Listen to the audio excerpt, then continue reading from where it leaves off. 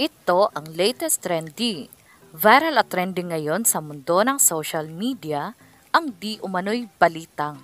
Detalye sa bagong karelasyon ni Kobe Paras naka-holding hands niya sa Bali. Ito ang mainit na balitang pinuputakti ngayon ng samot-saring komento mula sa marami sa ating mga kababayang Pilipino. At marami nga sa kanila ngayon ang hindi napigilan ang kanilang sarili na maglabas ng kanilang hinaing at komento sa mundo ng social media. Pero bago ang lahat mga ka-trendy, kung hindi pa kayo nakasubscribe sa aking channel, please click subscribe and hit the notification bell para lagi kang updated sa latest trending na balitang i-upload namin. At yun na nga, viral at trending ngayon sa mundo ng social media ang di umano'y balitang hindi pa man natatapos sa mga usapan tungkol sa di umano'y paghihiwalay nila Kylin Alcantara at Kobe Paras. Heto't meron na namang panibagong pagkakaabalahan ng mga netizens na tutok sa love story ng dalawa.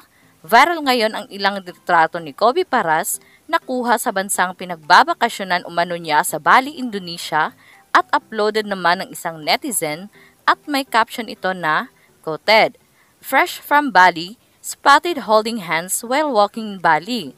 Bahala na kayo mag-isip kung sino yan." End quote.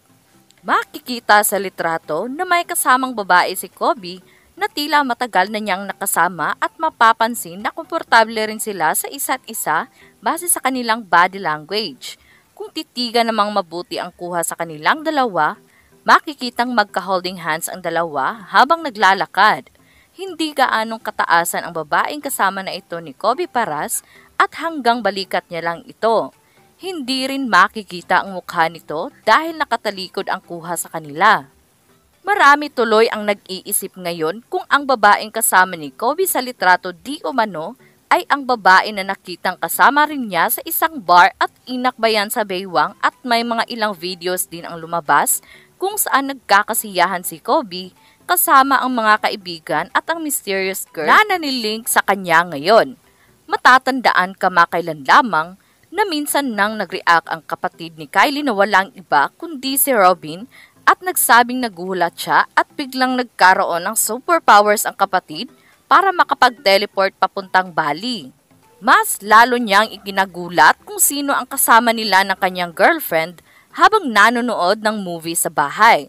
Kung si Kylin ang sinasabing nasa club video na kumakalat with Kobe, baka multo raw ang kasama nila at hindi ang kapatid. Ayon naman sa mga bali-balitang lumalabas ngayon, ay nagkaroon ng ibang babae si Kobe na nakarating naman sa kaalaman ni Kylin.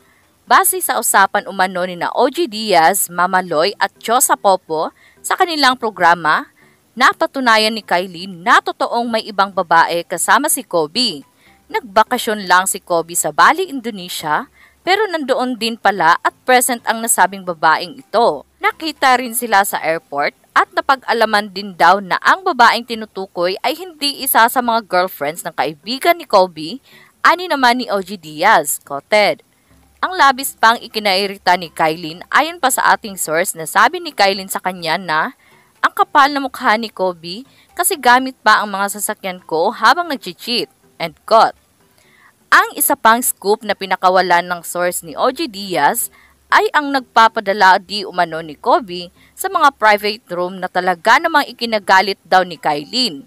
Pero walang narinig kahit anong mula kay Kylin na maglilinaw ngayon ang sitwasyon nila ni Kobe. Napansin nila ng mga netizens noong mga nagdaang araw na hindi na nakafollow si Kylin sa social media account ni Kobe at sinabi naman ng kapatid niyang si Robin na she handled things with grace matapos kamustahin ng isang fan si Kylin sa kanya. Nanatili ring tikom ang kanyang bibig sa usaping ito at isang cryptic post ang nabasa sa kanyang SOCMED na may kinalaman sa pagpapahalaga sa sarili. Nag-post rin siya ng isang video na sumasayaw at nilagyan niya ito ng caption na, "Damn right I did that."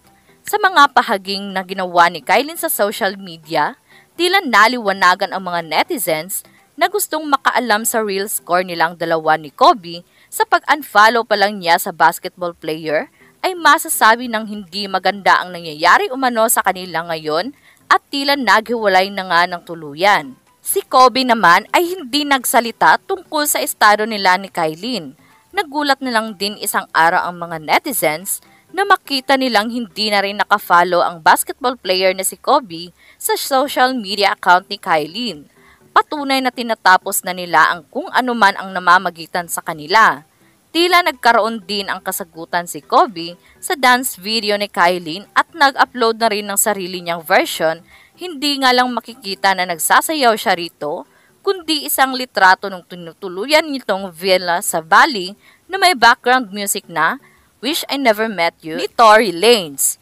Pero nauna na rito ang pag-post niya ng litrato na ang background music naman ay Light is Gold. Ito na marahil ang paraan ni Kobe ng pagsabing walang problema at nasa maayos na siyang kalagayan. Matatandaan kamakailan lamang na ang ama ni Kobe na walang iba kundi si Benji Paras ay minsang pinabulaanan ang isyong ito ng hiwalayan ng anak at ni Kylie.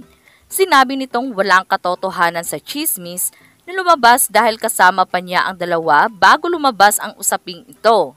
Ang nakakatandang kapatid naman ni Kobe na walang iba kundi si Andre ay ipinagtanggol din ang kapatid sa mga bashers na nagsasabing nagwawalwal lang ang basketball player kasama ang mga kaibigan nito. Sinagot niya ang basher at sinabing nagkakasiyahan si Kobe at mga kaibigan niya. Nilinaw rin niya na ang mga babae sa video ay girlfriends ng mga kaibigan ni Kobe. Samantala, ang ina nito na walang iba kundi si Jackie Forster ay piniling mag-upload ng cryptic post na may kinalaman sa manipulation na sandan din ito ng ilan pang quotes na sinamahan naman niya ng hashtag #MamaWoodResists. Pero dito binalikan naman ng mga netizens ang paghihiwalay ni na Benji Paras at Jackie Forster. Sinabi ni Jackie noon na ang mga pangunahing problema ng kanyang marriage kay Benji Paras ay dishonesty and secrecy. Nariyan din ang infidelity ng breakdown sa kanilang pagsasama. Kaya naman ngayon, marami ang bumabatikos sa pamilya ni Kobe at sinasabing pinagtatakpan pa nila ang mga maling gawain ng basketball star. Ang iba naman ay hindi na nagulat sa mga ito dahil kinutuban na sila noong una pa lang na hindi magtatagal ang relasyon ni Kylie at Kobe, kung anong puno ay siya rin daw ang bunga. Kung inyong maalala noong 2024, ay parehong nagsalita sina Kylie at Kobe at sinabing nasa dating stage pa lang silang dalawa. Ibig sabihin ay kinikilala muna nilang maigi ang bawat isa, pero may ilang litrato rin na sila magkasama ang lumalabas at nag-viral dahil napansin ang sobrang closeness ni umano nila. Tulad na lamang na makita ng mga netizens ang pagkandong ni Kylie kay Kobe na nooy sinasabi pa lang niyang kadate niya. Nilinaw naman ni Kylie na nagkakasiyahan lang sila ni Kylie noon at kasama naman niya ang mga magulang niya sa party na kanilang pinuntahan. Ngunit walang umamin sa kanila o nagbigay ng kumpirmasyon kung totoong nasa relasyon ba sila o paparating pa lang doon.